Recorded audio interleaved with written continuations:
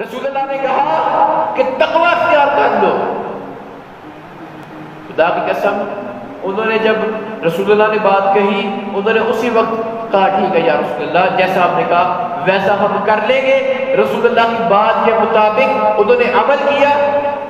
اس کی سگلیاں ٹوٹ گئیں. صحابی جو صحابی تھا اس کی سگلیاں ٹوٹ گئیں. وہ نکل پڑا. اس کو جو اونٹ ملا اس میں سوار ہو گیا. وہ سواری کے ساتھ ساتھ آ گیا. کہنے لگا یا رسول اللہ میں رہا تو ہو گیا ہوں لیکن یہ میرے پیچھے جو اونٹ آ گئے یہ میرے نہیں ہے یہ میرے پیچھے آ گیا.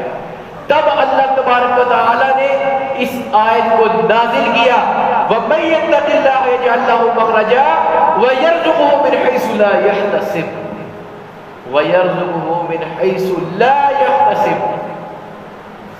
کہ جس بندے نے تقوی اختیار کر لیا اس کے وہم و گمان میں بھی نہیں کہ اللہ اس کو کہاں کہاں سے رزق دے.